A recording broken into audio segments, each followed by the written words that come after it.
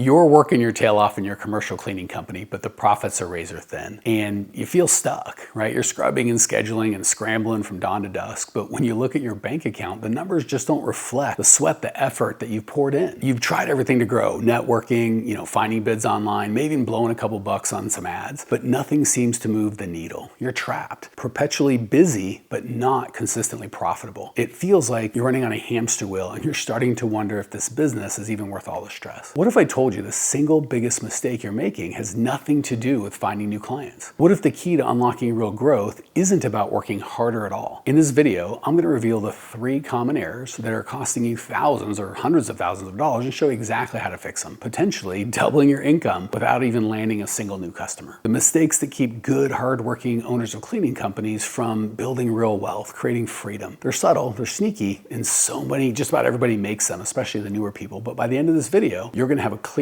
actionable plan to break free from these traps for good. All right, let's be real for a second. When we started our cleaning business, we believed the key to success was hustle. If we just worked harder, longer, faster than everybody else, we'll eventually make it. So we take on any and every job, we say yes to every client request, and we bend over backward to make people happy, often at our own expense. We wear our exhaustion like a badge of honor because we think it's just part of paying the dues. The problem is this hustle trap creates a massive blind spot. It makes us focus almost entirely on activity, and we kind of forget about being a business or being a business owner. You become an expert technician, like the best scrubber, the fastest duster, the guy with the backpack, the best in the area, but you forget to become the CEO. And you're so busy working in your business, you really don't have a spare moment to think about working on it. This leads to one problem after another. You're too busy to market yourself properly, so you take whatever clients come your way, even the difficult, slow pay, no pay, low pay clients. You're so overwhelmed that you can't create solid systems, and every day becomes a chaotic fire drill where cleaners are showing up or not, inconsistent quality, headaches left and right. And because you're trapped in the cycle, you really never stop to question the actual numbers that kind of power the business. We just assume or hope that more clients are the answer, right? If we just had more revenue, then we'll be there. But we're not realizing you're just building a bigger, more stressful version of a business that's broken from the start. The truth is, cleaning company owner, you can't hustle your way out of a broken model. You can only work yourself into burnout. So today,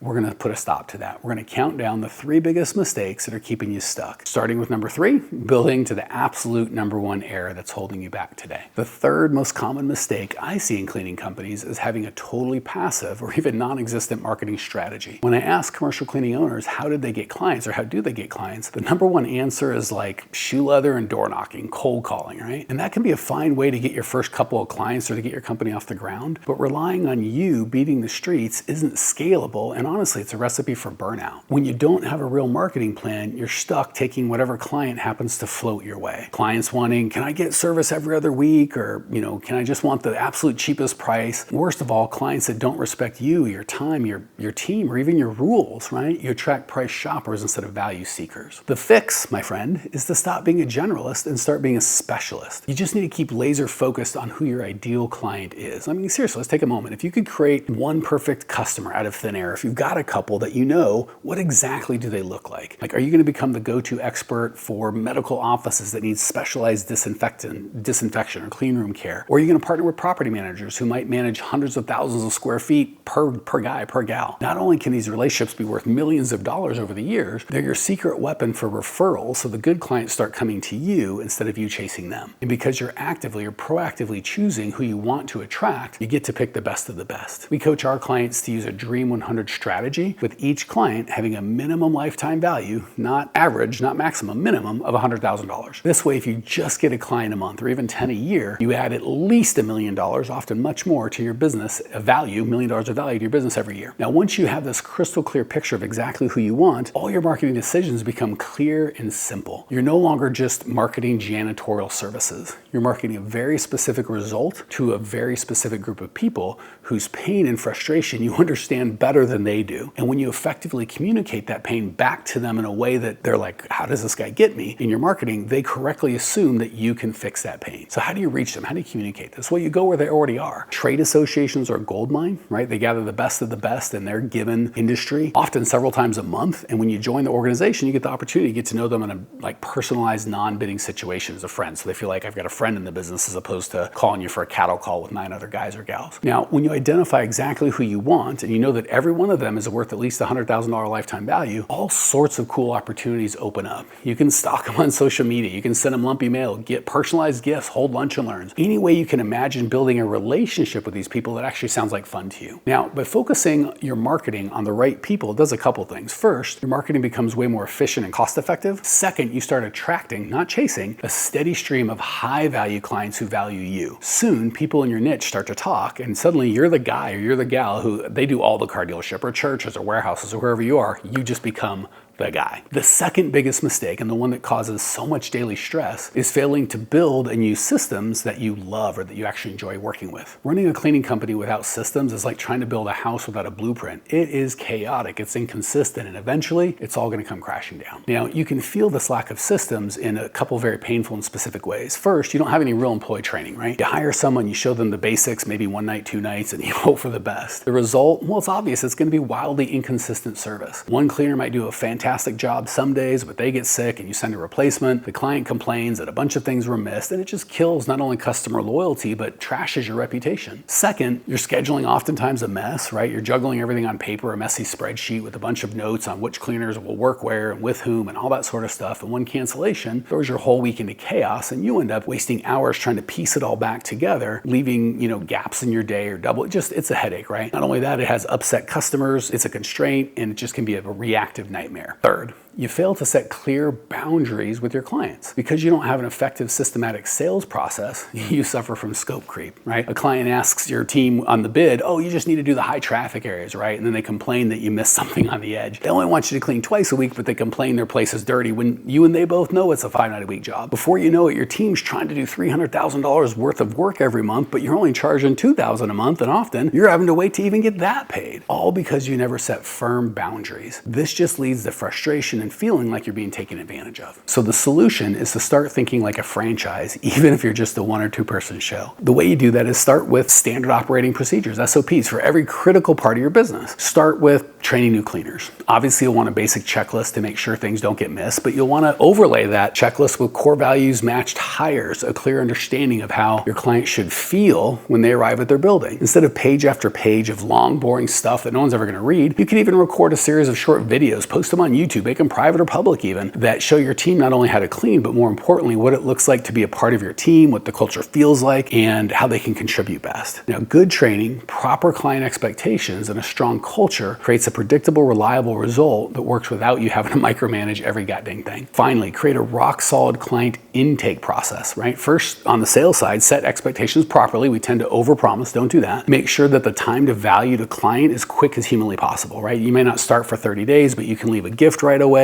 Once you've got started the job, you can leave surprise and delights, chocolate bars, handwritten notes, just something fun every couple weeks. Throw in a follow-up call with someone, when they first start every couple months, maybe a 30-day anniversary gift, 90-day anniversary, 1-year anniversary. You put all that together, you're on your way to happy clients who stay, pay, and refer. Okay, before we get to the number 1 most critical mistake that's absolutely crushing your profits, let's just take a second. If what we've walked through so far in the marketing, the systems is hitting home, and you're starting to see how these changes could actually make a positive impact on your business, do me a quick favor, hit the like button. A, so I know what you guys are digging and I can kind of make more of that. And B, so you can get all the good stuff when it comes out. Okay, I know building systems can be overwhelming, so I put together a free resource for you. It's called the Ultimate Hiring Funnel Toolkit, and it walks you through the essential systems that you need. We kind of covered them quickly, but it's just a little more systematic. You can download it for free in the link in the description. My gift to you for taking this step to work on your business and change your life. Okay, here it is. The single biggest, most destructive, and most common mistakes that cleaning business owners make: dramatically underpricing services. This one error is the root cause of so many other problems in your business. It can be why your profits are thin, why you can't afford good help, why you're burnt out, why you seem to attract the absolute worst clients. Fixing this one thing has the power to transform your business faster than just about anything else. So why do we do it? Why do otherwise smart, hardworking owners charge so little for such a valuable service? Well, it usually boils down to 2 things: fear or lack of information. So first, there's the fear of competition, right? We look around, we see a dozen other janitorial services, and we think the only way to compete is to be the cheapest. And you get into this race to the bottom without realizing it's a race that nobody ever wins. Second, if we can be honest, there's really a deep-seated fear of rejection for many business owners, right? We're afraid if we quote a higher price, the client's going to say no, and we feel like we're being rejected personally, or we've done something wrong, or they're going to be angry with us.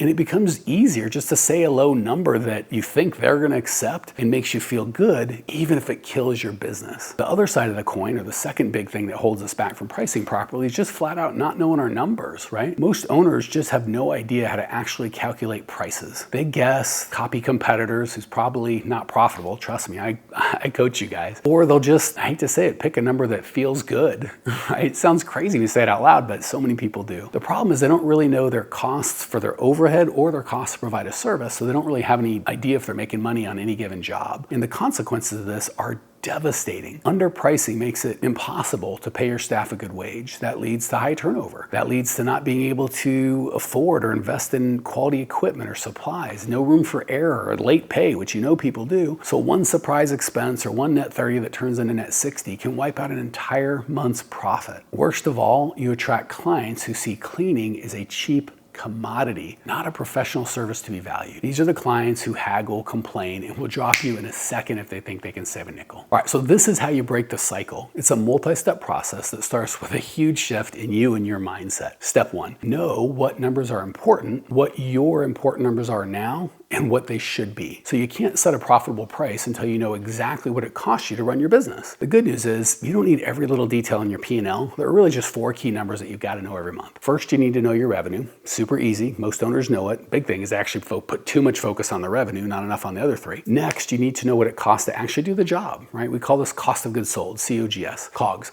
It's basically just cleaner payroll, including payroll tax, workers' compensation, and any supplies that you consume on the job. Third, you need to know your expenses. These are all the things that you invest in that aren't physically performing cleaning for your clients, but your business needs to be healthy, like liability insurance, software, marketing, all that good stuff. So where everybody drops the ball is number 4. Last but not least is profit, right? This isn't a dirty word. It's the reason you're in business. Profit is all the owner benefits that you take out of the business minus what you would have to pay to replace yourself from doing any of the non-owner jobs like cleaning or payroll or scheduling. So most owners tell themselves, I'm super profitable, but they really don't know, right? They do this for a couple reasons. First, they think payrolls are only expense, right? And they don't take into consideration overhead, either because they don't have any, which means your business is choked, or more often they have it, they just don't track it. Or they exclude the fact that they're working 40, 50, 60 hours a week just to get paid, which means you have a job, not a business. So when we finally help our clients figure out what they're actually making, it's typically a lot worse than they think. Sometimes it's 0 actual profit, where they're just working for 20 bucks an hour, or at the high end, like 20% profit. And again, profit is not you having to do all the work. So believe it or not, it's so much easier to build a $500,000 a year business making 30% profit or $150,000 a year than it is to build $1 million business making 15%. The same $150,000, but because we're afraid to have good conversations or set boundaries with our clients, we'll take the 15% and try to build $1 million business, whereas building a $500,000 business with 30% profit is less risky, it's faster, it's easier, you get better customers, it's the best. So to optimize your pricing, your profitability, and your growth, we coach our clients to do a 45% cost of goods sold, 25% expenses, and 30% profit. So when you price a job, you just take how much your payroll and supplies will be and you divide by 45%. So if it costs you $1,000 to do a job, you divide by 45% or 0.45, you get a price for the client of $2,200 and $2,222, right? Now, when it comes to knowing what you can and can't afford for overhead, like can I afford this marketing or this coaching or whatever the case, you take your total revenue and just multiply by 25%, right? So if you're doing $40,000 a month in revenue, you can reinvest 25% or $10,000 a month back into your business. Again, marketing, coaching, monthly parties, employee training, surprise and delight, all the good stuff that you need to build a really healthy business while still maintaining that 30% profit. Now, once you know your rate, you need the confidence to charge it. And that confidence, again, comes from a mindset shift as an owner. You're not selling your time or your people's time. You're certainly not selling toilet scrubbing services. You are selling a life-changing result, right? We're not selling cleaning hours. You're making your client look good top to bottom. Whether you're dealing with the owner of the property, property manager, facility manager, their reputation depends on you. And they've been burned before, so that's a very scary place for them. Giving them the confidence that you can and will do your job and free them up to do their job and focus on what they want to do is worth so much more than saving a couple $100 on a cleaning service that they can't trust. They just need to know that you're going to show up, do a professional job, and that their facility is handled. And when you market properly and talk about their pain, they're going to believe that and you're going to be able to do it. So don't just list tasks. Talk about with your prospects the feeling that they're going to have and that their clients, their employees, the people that are going to use that building are going to have when they walk into their facility. So again, $2,500 versus $3,000 for they're going to clean this and we're we're going to clean that is a tough negotiation. But when they see and feel that their employees are going to be happy, they're going to be happy, they're going to be proud of it, their customers are going to be happy. Again, how people feel is so much more important than what you're going to do. People will negotiate the pants off you on the cleaning price, but not on how they feel. Maya Angelou famously said, people will forget what you said and people will forget what you did, but people will never forget how you make them feel. So let's use that to your client's advantage and your advantage and talk about that when you sell. All right, the scariest part for many people raising prices is for existing clients, right? You're terrified you'll lose all of them. You won't, I promise. We've been coaching for a decade in this space. Here's how to do it like a pro. First of all, give them plenty of notice, ideally 30 days, but you can go as far as 60 if you really want to. Now, you're going to be tempted to email them because it's the easy way out, right? But the problem with that is they'll just ignore that email and then you got to call them anyway, and that can get awkward, right? So just have you or someone on your team give them a quick call and have a 3, 4, 5, 6 minute conversation. No need to apologize, right? Don't make it weird. You're a business, costs go up. It could sound something like this. Hey, Mr. Johnson, Mike Campion here. So appreciate you as a client and as a person. And I know our cleaners love being in your building and making your life better. That said, I've been looking over our numbers and I realized I am so bad at mathing and we have got to adjust our rates. Good news for you is you've been getting a great price for the last however many years. Bad news for us is we can't afford to continue charging it. Anyway, let me get to my point. We'll be adjusting, starting November 1st, your price will go from $3,200 to $3,900. I get it. If you hate us and want to punch me in the mouth or quit immediately, totally understand. But I promise you, if you give us a couple months at the new investment, I'm confident you're going to continue to feel great about letting us serve you and save you time. And if you want to fire us later, you always have that right. That's it. It's super confidence, appreciative, and it's definitely not a negotiation. Now, if they say, I've got to think it over, I got to talk to the boss or CFO, whatever they're going to do, that's fine. But your job is to make it super clear they still have their current price until the date of the price change, and you will not have them on the schedule or show up until the new rate is agreed on, okay? And again, most of them are going to complain and bitch and whatever, but as long as you just have it in writing that that price is going to go into effect and you keep cleaning, 90% of the time they'll forget about it and the day will pass and nothing will happen. So will you lose some clients? Sure. I know you feel like you're going to lose every one of my clients. You don't understand, Mike, this guy's for sure going to quit. If I had $1 for every time I heard that, typically 0 to 20% are going to leave. The good news is it's almost always your price sensitive ones, or even if they're not price sensitive, the ones that you hate anyway. It's so funny how that correlation is almost 1-to-1. It's a good thing. Let them go, right? The 80, 90, even if it's only 70% who stay, they're going to now be paying you a profitable rate and you'll literally earn more money for doing less work. This also frees up your schedule, your cleaners, your time, your talent for ideal clients who are happy to pay your new profitable